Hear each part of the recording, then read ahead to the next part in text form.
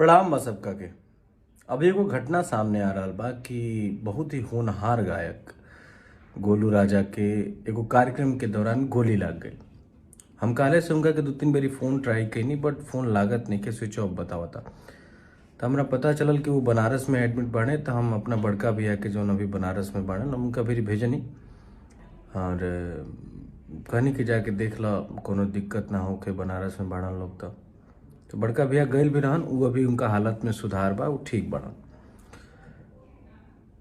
एकरा आगे के बात ई बा, हम जौन कहे खातिर वह सबके सामने आइल बानी कि एगो गायक जौन केहू के दुआर पर जाला चाहे कोनो मंच पर जाला, उहो कोनो घर के बहुत दुलारा लइका होला, कोनो माई के बेटा होला, कोनो बाप के आँख के तारा होला।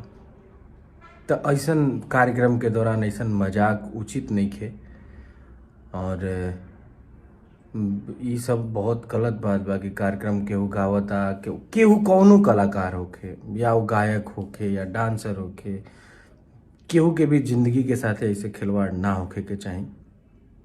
और हम सरकार से अनुरोध करब कि जितना भी ये टाइप के कार्यक्रम होला, जौन प्रोग्राम होला, एमे जौन भी असलहा हथियार सब पर पाबंदी लगावे, ताकि जौन ये तो कार्यक्रम प्रोग्राम एगो मनोरंजन खातिर होला, तो सीधा तौर पर खाली मनोरंजन हो सके। ई सब उचित नहीं है केहू के भी जिंदगी के साथ खिलवाड़ कईल। अभी तो जांच के विषय बा कि वो गोली संजोग बस लाग गईल या फिर जानबूझ के मारल गईल। लेकिन अगर ये जड़ के ही ख़त्म कर देवल जाओ कि कार्यक्रम में प्रोग्राम में असलहा हथियार अलाउ ही ना कईल जाओ, तो इन सब चीज़ों से निजात मिल सकेला। तो आगे से ये सब बात के ध्यान रखे के होई।